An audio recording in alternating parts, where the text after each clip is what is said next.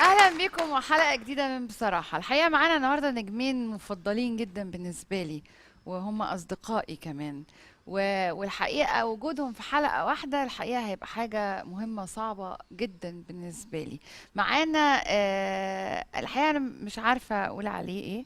مش عارفه اقول نجم كوميدي ولا نجم درامي ولا نجم ايه، ولكن هو نجم كل الناس حبته وكل الناس ما بتختلفش عليه ابدا، وهو الفنان الجميل محمد لطفي. شكرا. شكرا. العكس صحيح، معانا ضيف تاني وفنان اختلف عليه ناس كتير وأثار كثير من الجدل، وناس كتير قوي انتقدته لأنه اختار الطريق اللي مش كل الناس بترضى عنه، ولكن في حقيقة بتقول إنه هو نجم، وهو الفنان سعد صغير.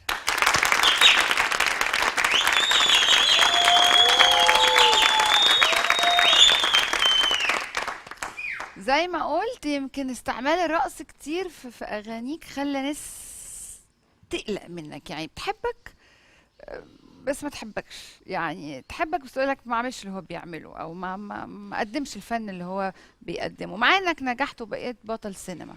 لكن في ناس كتير قوي فنانين يقولوا لا، ما نقدرش نعمل اللي انت بتعمله. ده اللي بيقول كده ده بيحقد عليا بس، لكن كل مصر بتحبني. اللي بيقول كده بيحقد.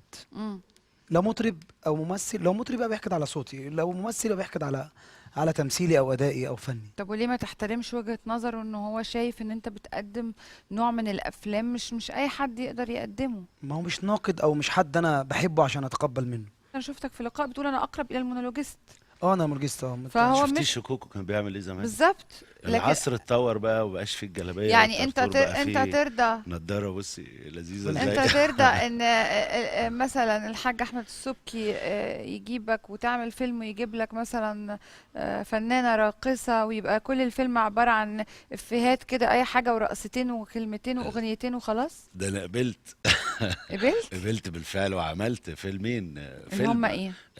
ولاد البلد وبقى قابلني، وكانت افلام حلوه قوي وعاشت مع يعني الناس. بتقارنهم بفيلم الفرح، بتقارنهم بتايه في امريكا، كباريه انا اسفة، بصي، تايه في امريكا، بتقارنهم بالافلام دي؟ لا كل امريكا في شيكابيكا، جمهور انت عامل كتير. افلام جامدة جدا زي ماشي، بتقول بس في كده. جمهور ليه اذواق مختلفه. اه. يعني الناس انت ذوقها انت بيختلف. مش مهم الجمهور، انت الفن اللي بتقدمه ايه، شكله ايه، ده اللي بياكل عيش قناعتك بيه زرهان. ايه؟ ده اللي بياكل عيش. يعني مش عارف انت قصدك يعني. اه بصي لي، ده اللي بياكل استنى عيش والله. بس أريح. هو انا اشتغلت فيلمين مع الحاج احمد السبكي زي ما انت بتقولي، وافلام لايت كوميدي وفيها استعراض افلام كتير. المقاولات دلوقتي بيتقال عليها لايت كوميدي؟ مش مقاولات، لا. اه. حقيقة مش او مقاولات. يعني ايه، مش عارفه اسميها ايه، لا الاكل العيش والله. زي ما بيقول افلام والله في السبوبه. مين في الفيلم مم. يعني بقابلني ده عن الجريمة، وازاي لو عملت مجرم يبقى كويس وممكن الظروف اللي بتخلي اي حد لو يعني ما اتحط هو في انا ظروف ممكن ابقى كويسة. قاعده كده على القهوه وولاد فاطلع فكره واروح جايبه رقاصه ومغني واغنيتين طب وهوبا ما زمان كل الافلام كانت كده. فين؟ ايه؟ حرام فريد عليك. الأطرش ما كان فريد معاه الأطرش؟ بتجيب عفريتة هانم فريد بترقص طول الأطرش، الوقت. بتقارن فريد الأطرش بالفنان سعد صغير، مع كل لا مش التقدير قصدي، والاحترام؟ ايه مش يعني قصدي، كان حضرتك في برضه؟ استعراضات كتير في الافلام. انت خليتي فيها فريد وكان تقدير الأطرش واحترام حضرتك. وصباح أفلامهم مش زي صباح، انا ما قلت صباح. ما هو فريد الأطرش كان فصباح بيشتغل مين يا مع بترقص؟ صباح يا يعني مع كان مين، يا في مع سامية جمال. سامية جمال، وكان في ناس هي كتير قوي. سامية جمال زي دلوقتي الراقصات اللي بيطلعوا؟ مش قصدي، مش لازم زيها بالظبط يبقى دلوقتي، بس الفن نفس ده هو النوعية. الفن ده، وافلام شكوك وكل الافلام دي ما كان فيها استعراض كتير جدا، هو اللي اكتر من بيتقدم دلوقتي. دلوقتي ده استعراض؟ انت شايفه ايه؟ لا انت قول، رد انت عليا، شايفه استعراض استعراض؟ بس شعبي وبالشكل بقى الحديث، واختلفت الاذواق والمصطلحات اختلفت يعني انت راضي عن وال... الفن ده؟ مش متضايق منه. بس راضي؟ يعني لحد ما. لازم نرضى حضرتك، ده اكل عيش. ل- احنا. بيعملوا عشان فلوس يعني قصدك؟ لا، الغنى والحاجات دي اللي بتاكل بيعملوا عشان فلوس يعني لطفي؟ لا، الاكل العيش ماليش دعوه بالفلوس. اكل العيش احنا بناكل عيش حضرتك. يعني محمد لطفي بيعمل الافلام دي عشان فلوس؟ لا طبعا. بعملها عشان التلاجة عايزة جبن. مفيش ايوه عشان يعني فلوس. بتعملها عشان فلوس، صح؟ لا بصي، لازم الواحد يشتغل كل الانواع وكل الافلام. ما فيش ممثل بيحدد لنفسه، لان في جهات منتجه هي اللي بتتحرك ناحيه الافلام دي، والافلام دي بتعمل ايرادات مش طبيعيه في العيد. ليها ذوق معين، جمهور. مع ان مش كل الناس بتتفق سالتك على حاجه. بره، قلت لك محمد لطفي اشتغلت معاه، قلت لي اه قلت لي كده بالظبط، قلت لي بينحت. مش قصدي لكلمه النحت. والله هو ده المصطلح الحديث يعني، اه كأنه بيشتغل. مش عيب كلمة بينحت. اسمها نحت، يعني نحت حضرتك. اه مش النحت ده فن جميل بينحت أوي، كتير بتوع فنون جميلة لا يعني كلهم بيقول لي بينحتوا. اصل محمد لطفي بينحت، يعني قصده ان هو جه عشان فلوس كده يعني. لا يعني الفلوس كل حاجه، الدفعة بتاع فنون جميلة وحشين ولا ايه؟ بينحت كتير بس بس. اللي لا انا بينحتوا والله ده. بتكلم جد يعني، انت قلت لي كده، قلت لي هو بيعمل الادوار دي عشان ياخد فلوس وخلاص. ومش عيب حضرتك، بينحت مش عيب. مم. عيب ان بني ادم ينحت عشان ياكل ولاده؟ مش عيب طبعا. بس الفنان بالاخص لازم يعني ينقي الحاجات اللي بيعملها مفيش نقي متهيألي. ولا مش نقي، هي كلها نحت. مم. كلها نحت، احنا بننحت كلنا.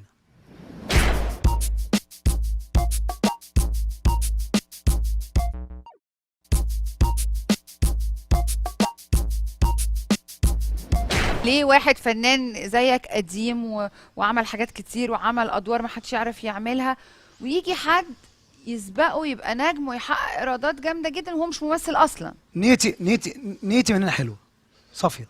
هو نيته وحشه وربنا يعني؟ خلقني نجم. هو نيته وحشه يعني؟ لا انا مش كلام صافي. نيتي صافيه انا بص، يعني؟ انا بفضل ربنا سبحانه وتعالى تحس ان انا من هنا ابيض وامي دعيالي.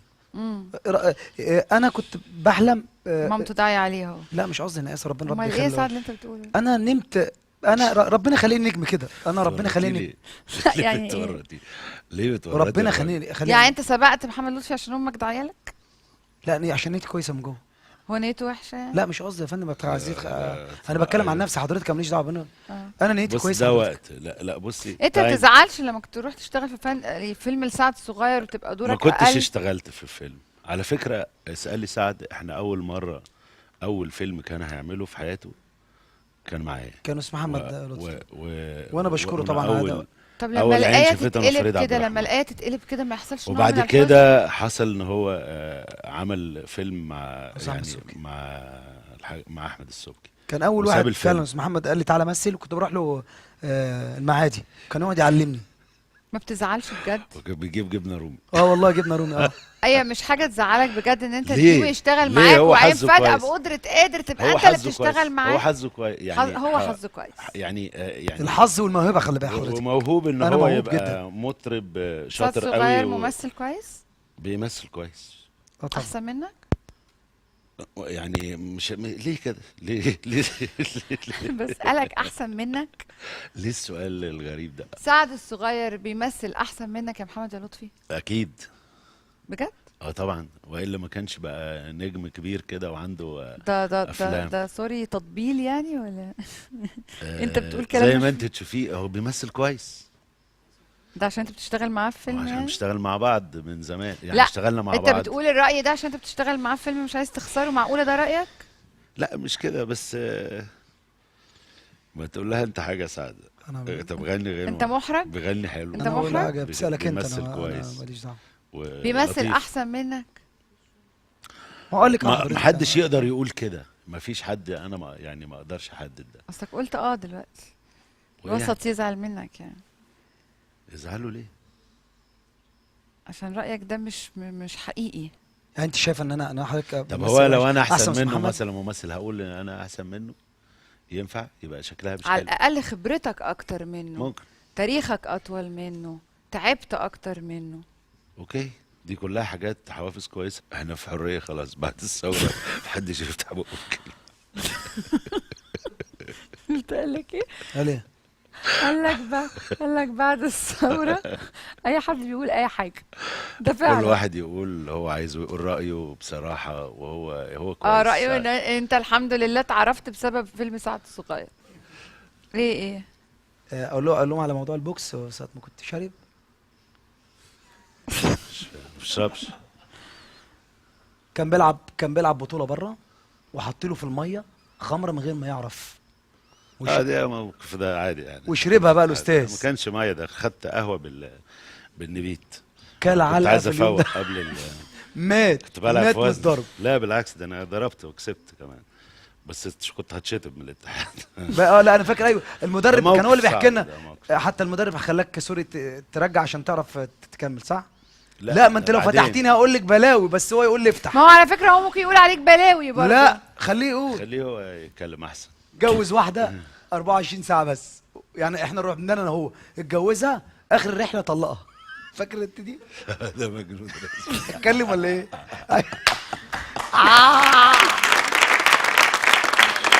لا تخرب بقول لك ايه، اتكلم طيب عشان اوعى تضربني. لا مش هلحق. اتجوز مين؟ واحده في لبنان 24 ساعه، ليه؟ وعيب يا نجم وبتاع. مش هلحق اعرف اسم، مش بقول لك إيه؟ هفتكر اسمها. قمر 24 ساعه. قمر. وليه 24 ساعه بس؟ كنا رايحين، هو ما بيعملش حاجه حرام ابدا في حياته.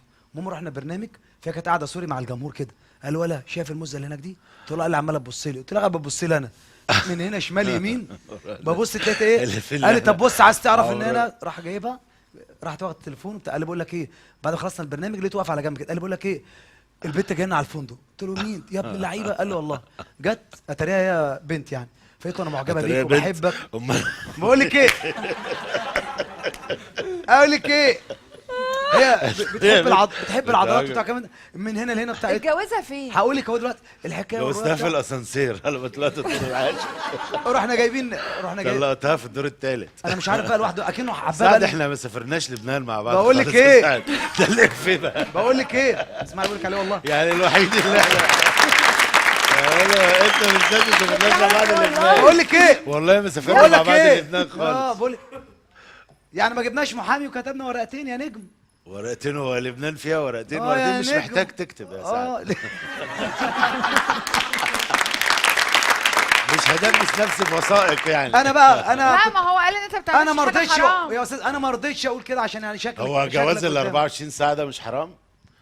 ده يعني لا حرام. دلوقتي انا بتكلم بجد، بجد عمل كده. لا يا الساعه شيخ. 12 الظهر، احنا 12 الظهر واحنا ماشيين، قال لا معلش مش هينفع طب نكمل انت وبتاع. عارفاني من زمان يا وبعدين رب. بقول لك تفتكر ايه، انا اخلاقي ممكن اعمل كده؟ حسيت انه عارفها بيحبها مثلا بقاله 50 سنه. سعد ايه رايك فيها؟ انا بحبها. قلت له انت لسه عارفها دلوقتي؟ قال لي بحبها. وهي قعدت تقول له انا بحبك من زمان وافلام واحمد زكي، وقعدوا الاثنين يكذبوا على بعض، قعدوا يكذبوا على بعض، وفي الاخر جبنا واحد كده. سعد بصراحه شديده، بصراحه شديده. البس النضاره دي احسن. لا لا بصراحه شديده، انت بتغير من محمد لطفي. على يعني غير سوري على ايه يعني؟ يعني انا ملاحظه ان انت من ساعه ما قعدت ردودك كلها في محاوله كده لتشويه. شفتي قال لك ايه على ايه؟ ايه؟ ركزي وانت عديتيها كده وخلاص. وعديت انت الموقف خلاص. بص لي قال لك على ايه يعني؟ وانت كملتي شويه عادي، عضلات مش واخدة بالك. والله، شويه عضلات والامانيوم اللي صدقني جنبه. مش لا، عايزه ما اوقع قلتش بينكم، حاجة، لا مش عايزه اكمل الحلقه، مش عايزه يحصل خلاف كملي يعني. اتفضلي. يعني مش عايزه يحصل قفش فبعدي. هعمل ايه؟ حوانتين والله اقول لك العظيم. مره ولا زي اتجوزت دلوقتي. في ربع ساعه، الحكايه الجايه بقى في اشاره. لا لا والله، ليه في محاوله هات عقد من ساعة- شنطه العربيه، يلا تعالي. لا من ساعه ما قعدت والله العظيم بكلم جد، ليه في محاوله ان انت تشوه محمد لطفي قدام لا لا الناس؟ بالعكس، ده استاذ انا مش انا يعني واحد احنا بندعي الموضوع. بياخد خمره وهو بيعمل بوكس واتجوز واحده 24 ساعه وانت نجم اكتر منه، وهو بينحت وبتجيبه عندك في افلامك واكل مش الكلام ده العيش، كله. وانت بتمثل احسن منه وتغير منه على ايه؟ غصب عن الواحد حتى لو ناجح ممكن يكون هو عشان هو جسمه احسن مثلا او عنده قبول. حونتين حضرتك. دول لا حونتين. بجد بجد بص حضرتك، بجد بتكلم جد. انا عشان بحب محمد لطفي استاذي، بكلمك بمنتهى الصراحه. بقى استاذك دلوقتي؟ ما هو استاذي طبعا، اللي انا بحكو اللي بحكيه لك طيب دوت. ازاي سعد؟ اللي هو فرق توتر. السن. خايف انت يتضرب بره. لا لا والله فرق السن بس اكتر. انا بحبه فرق السن؟ فرق السن. ليه انت عندك كام سنه؟ اكيد انا اكبر. انا يعني واحد اللي جاي يبقى عندي 30 سنه ان شاء الله. واحد جاي. ايه يبقى عنده 30 ممكن. وانت عنده عندك 19. كام سنه؟ لا اكتر من كده بكتير. كام يعني؟ انت عارفه. لا مش عارفه. انا اقول لك شمبونتي وعارفه. واحد يبقى 51 سنه اللي جاي ان شاء الله.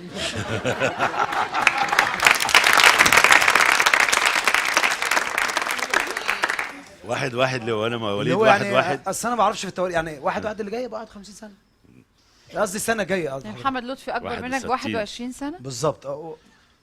21 سنه؟ ده بيمثل من ايام استاذ محمد فؤاد ما كان عامل شعره كيرلي كده كيرلي. ده قديم قوي استاذ محمد، ده قديم قوي بجد. عندك كام سنه بجد يا محمد؟ انت شايفه ايه؟ لا انا عارفه ان انت مثلا 42 حاجه كده. لا اكتر من 42. 43 44 45. ما خليك هنا كدبتش، بقى هو شوية. داخل على ال50. امال عاجبك بتكدبيني ليه؟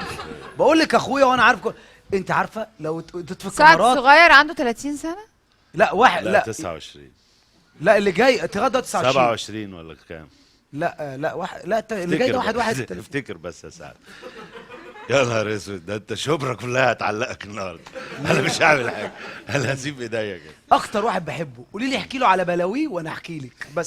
بس هو ما ضربنيش بس. انا مستغربه جدا سعد بقول لك صغير. تعالوا نروح لفاصل ونرجع عشان نسمع بلاوي ايه يا عم؟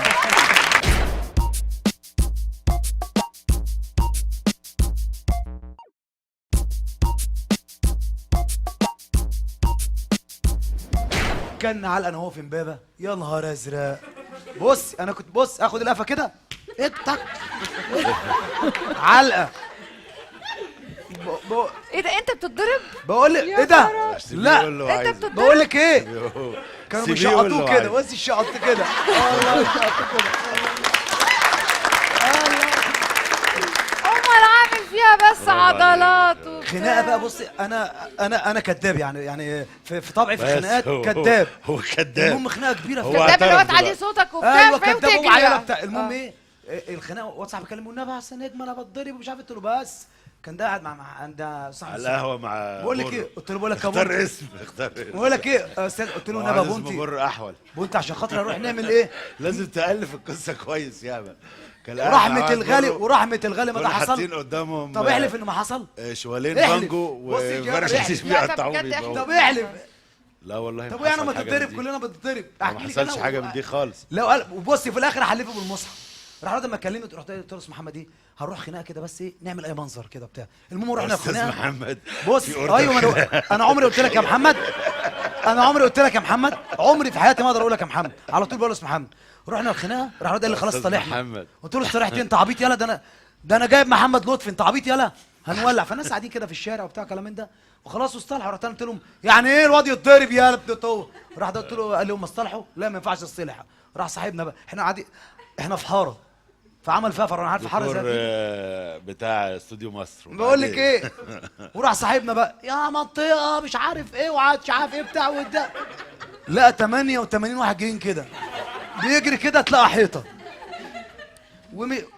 ومش عايز اقول لك بقى محمد قلت له لطفي. طب ممكن نأجل خناقه طب اليوم بقول لك الاربعاء ايه يا جماعه. يوم بقول لك الاربعاء ايه احنا جايين. بقى محمد لطفي يعمل كده وكده ويروح واكل كرسي وجاري سنه عشان هو بيستحمل. وانا بقى ايه مسكون انا بقى. راح فين يا راح فين يا ما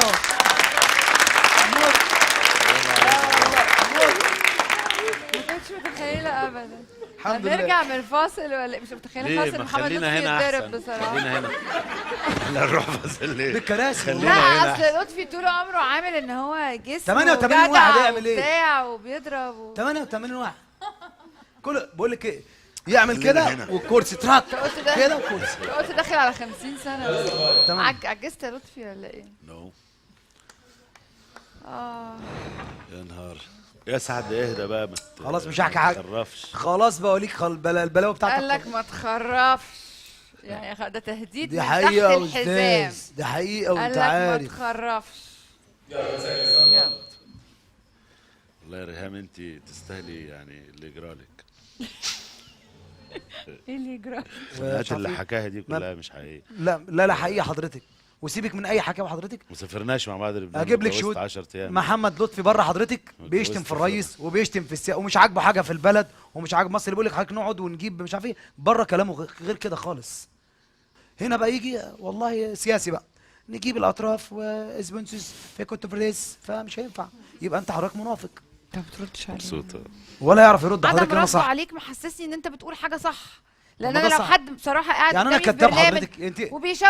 بيشوه شكلي كده قدام اسمعيني الناس، بقى أنا حضرتك يعني انا معلش مش كداب هسكت حضرتك. له. انت كل شويه عملت كده هو انا لا كداب. انا بقول طب سكوته مش كداب بيبين حضرتك. انك صادق. عشان صاحبك يعني انت لا طب ما هتطبلوا انت لبعض طب ما ولا انت ايه؟ عارفك كويس انت تطبلي له برضه. يعني؟ لا عيب عيب ما طب امال تكلمهاش ايه كده يا هتطبلي له؟ سعد ما تكلمهاش كده. بعد اذنك مالكش دعوه انت. بعد اذنك انا بكلمها اهي. انت هتطبلي له؟ ده ليه مالكش دعوه؟ بتطبلي له لا كده ده في زي- تطبيل في يعني الحلقه ده كده. زي قولي اخويا اللي انت يعني ايه مالكش بتطبله. دعوه؟ زي ايه؟ أيوة. من فضلك ستوب يا استاذ امين. ده بره البرنامج بقى حضرتك الكلام دوت. ستوب لو سمحت. انت هتزعق لي؟ انا فاهم دماغك قوي قوي. جاي تزعجنا. بصي والله العظيم والله العظيم على الطلاق بالثلاثه ما بخاف من حد. عشان تبقي فاهمه ان كويس. انت كده ومحمد لطفي ومضربني على الطلاق بالثلاثه، ما طلعوا مدينه الانتاج تعمل الاعلامي. برنامج عشان يقوم يضربك. وحياه ربنا ما طلعوا مدينه الانتاج الاعلامي. انت مش عارف ايه وبتاع اضربك وشهادة أنا هضرب عشان أصحابي يقوم يا يمد سعد. ايده عليا. اقسم بالله ما خرجوا من مدينه من هنا وهو عارف بالتليفون صغير كده بس. يعني بص انا هعمل كده بس يعني انا هضرب اصحابي يا سعد؟ ولا انت. بصي انا عارف مع بصي ومشغل التليفون، فلو انت عايزه تقلبيها تقرب نقلبها دلوقتي. ولا انت ولا هو كمان تطلعوا من الانتاج الاعلامي. لا يا حبيبي خليك معاه، هو ما بيردش عليك. والله تخليك العظيم معاه هو، ولا ما انت ينفعش تيجي تكلمني ولا انت أصلاً. ولا هو. لا هو ساكت لك، هو حر. ولا هو هو انت بقى ولا- بيطبل لك عشان هو تعالى فيلم انت. معاك. انت اللي تطبلي هو له يا عايزك، ماما. هو انت مش اللي عارفة ايه، تطبلي لكن له. انت معلش. ايه اللي انت بقول لك تطبلي لي يا ايه ماما؟ بقول لك ايه بس تلزم حدودك. هو ساكت انا لك، لازم حدودي. ساكت لك عشان بينك وبينه مصالح، انا لكن لا. هتيجي عندي انا وتقف الف. فاهم ولا لا؟ الف ايه يا لا انا بقول لك بس اقول لك عشان يا تبقى ابله فاهم. ولا ايه؟ انا أبلة بقول ده لحضرتك ايه؟ انا استنى. بقول اسمي مدام لحضرتك ريهام. ايوه يا استاذ محمد لطفي بفهمك يعني. ايه ده؟ لا لا انا فاهمها مع محمد لطفي عضلات ولا حاجه على الطلاق بالثلاثه ما خرجوا هما الاثنين. ايه المجنون في ده؟ حاجه ده فسك يا ماما يا اختي. ده بياخد حاجه ولا إيه؟ مش ده اللي انا عارفه يعني. اقعد معاه ازاي بعد ما يقول لي ما طلعكيش من المدينه بتليفون وانت قاعد أي ساكت له؟ كلام، أي لا كلام. لا انا عايزه أقوم برضه أضربه افهمك. يعني؟ مش تقوم تضربه، بس ينفع يقول لك كده ما طلعكش من المدينه بتليفون؟ وانا هقول له ايه؟ تفتكر انا اقول محتاج اقول حاجه انا؟ يعني كرامتك، يعني ايه محتاج هي تقول حاجة؟ كرامتي في ان سعد الصغير ما طلعنيش من المدينه. طب ما هو كلام يغيظ بصراحه. يعني مش عايز اغلط في حد. لا هاتوه بس حد يجيبوها طيب او سعد، لو اي حد قال له تعالى هيجي. هيرقص لنا دلوقتي وهتبقى ليله كويسه. تعالى هيغني كمان. هاته تعالى يا سعد. لا بس انا على فكره انت اتغيرت قوي يا كرامتك، أنا بقت هديت. كده. ايه كرامتك؟ لا بجد عشان الفيلم يعني بتعمله معاه ولا هتعمله فيلم معاه؟ ايه؟ امال ايه سكت؟ هو اي حد ازاي يستفز اصلا حد. يكلمني كده قدامك وانت عادي يقف يزعق لي؟ هضربه يعني ولا حاجه؟ تفتكر يعني انا هضربه؟ هو يعني يكلمني عادي كده ويقول لي ما طلعكيش من المدينه بتاع وانت تسكت له يعني؟ واروح انا اقول له لا مش هتطلعها. مش لا طب هتقدر. افرض قام يضربني تفتكر- يعني تسكت برضه؟ لا طبعا لا طبعا. ما ينفعش يضربك ازاي؟ لا، ما هو والله مش العظيم هتسألني ثلاثه ليه؟ وتعمل ايه لا في الحلقه؟ طب ما تقول ما تتكلمي، لو كلمت كلمه اللي هو اتكلم هو كلمه حريه. تعالى يا سعد تعالى. لا يا استاذ محمد لا خلاص. لا انا عايز اعرف انتوا حرين دي يعني ايه؟ يلا- لا يلا عايز أستاذ. اعرف انتوا حرين دي يعني خلاص ايه؟ بقى يا أبلة بقى. بتعمل يا عم عقد هواري. تركبوا. ما يلا يا عم ايه اللي بقى. انت بتعمله ده؟ تعالى لي يعني أنا ايه عايز. انتوا حرين؟ مش فاهم. تعالى لسه. على فكره لسه ما ادلتش ادب لغايه دلوقتي. تقلق. انا بفهمك اهو. تعالى معايا عايزك. لا يا استاذ محمد اهو. بقول لك ايه؟ انت في اوعى حاجه مش تكون مظبوطة. فاهم انك ما فيش بتكلم يا استاذ واحدة ولا ست. بشرب ولا بعمل اي حاجه يا استاذ. النهارده انت بايظ خالص. لا مش بايظ يا استاذ ولا حاجه يا عشان استاذ. أنا عمال افوت ما لك. انت مرضى عمال تفوت لي يا استاذ محمد يعني. ورب- طب هو روح اقعد ردك مكانك يا ده استاذ مش محمد. روح اقعد متعود مكانك يا عليه. استاذ محمد. اوكي اهدى روح اقعد بقى مكانك يا كده استاذ. وشوف اساليه اسئله. قول لنا اختم عملت يا ايه؟ أستاذ، اختم يا قول لنا أستاذ. عملت ايه في اختم بقى يا جنة استاذ العنب؟ عشان انا اوريه مين الراجل فينا. قول لنا عملت ايه في يا جنة استاذه العنب؟ ما دام عيب وحياة كده امي وامك هوريك مين الراجل فينا. مالكيش دعوه بامي. طيب انا بفهمك. ماشي عشان اقول لك انتوا حرين. يا نهار ازرق على الواد ده مش طبيعي النهارده. لا ما يقوليش لو هي اتكلمت او هو اتكلم هم حرين. على فكره انت فسك. مين ده اصلا؟ انت فسك. مين ده اصلا؟ انا بقول لك انت فسك. والله العظيم انتوا اللي غلطانين ان انتوا طلعتوا والله الناس دي انت بقت نجوم. فسك. ها والله العظيم انتوا اللي غلطانين انكم خليتوا الناس دي نجوم. الناس- وتسكتوا لهم وتسكتوا على تهزيئكم ليهم كده. يعني فس. انت اكتر منه ان انت قاعد ساكت تفتكر على هيعمل له تهزيئك ايه ليه يعني؟ كده. هيعمل لي والله ايه؟ العظيم ولا ده محترم ولا ده محترم. لا مش خاتمه حاجه. بالسلام. واحد قاعد يهزق في واحد برضه طول النهار فسك. والتاني ساكت له ويقول لك فس. انتوا وانت حرين. رايحه فين بالعبايه دي دلوقتي؟ في الوقت المتاخر ده.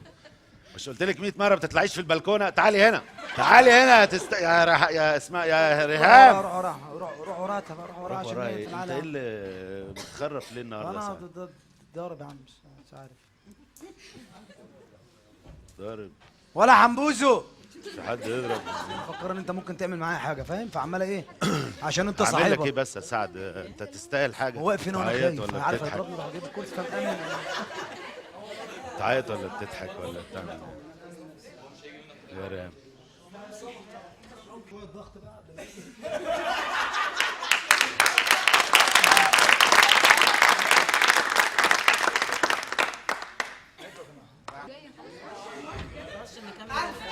انت ريح نفسك من التمارين دي وروح اضرب دراعينك سيليكون وتعال وانت ما حدش يتكلم. جبتها؟ اقعد بقى. انت كنت بتشم في الارض ولا ايه؟ كنت حاطط استاذ صفين. اهو جاب بس هم اصحابه بس. يلا بقى اختار. الله يخرج الله يكرمك. لا استاذ هي جايه بتنجمه على قفايا، بس ده مين؟ انا اكلت الحلقه برضو. وبمنتجي بقى براحتك. تيت تيت. كويس يا سعد، برافو. وانا جبت ضغط كام يا جماعه؟ 1001. هيبقوا 1003 ان شاء الله.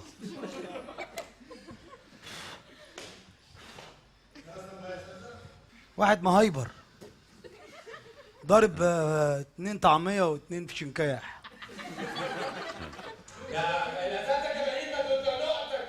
طب يلا يلا يا شباب. تاني يا استاذ تقول لي انا نسيتي وتنهي.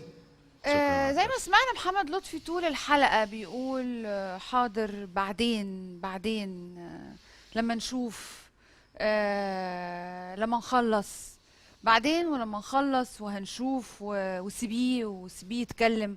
كل دي كناية عن انه متضايق من سعد الصغير، ولكن ما ينفعش قدام جمهوره ان هو يتكلم بطريقة غير لائقة او يعمل تصرف مش لائق. لكن سعد الصغير ما احترمش ده وما عملش ده، عشان كان بيحاول ان هو يستفز محمد لطفي بس ما عرفش، عشان ده مقلب في محمد انا عارف. لطفي. لا بس انا عارف سعد هو احنا طيب. عاملين فيه مش مقلب.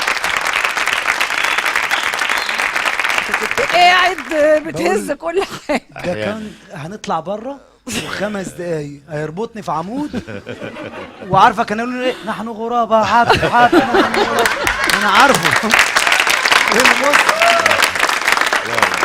يا ريت اللي محمد لطفي عمله ده قدام جمهوره يبقى اللي بنعمله في بيوتنا، واللي بنعمله في مكاتب الانتاج، واللي بنعمله في الشارع، ونلتزم الاحترام لبعض ونبقى واحد بجد، مش قدام جمهورنا بس، في بيوتنا كمان وفي الشارع وفي السكريبت الكبير اللي انت قلت عليه اللي هو بيتكتب عند الله سبحانه وتعالى.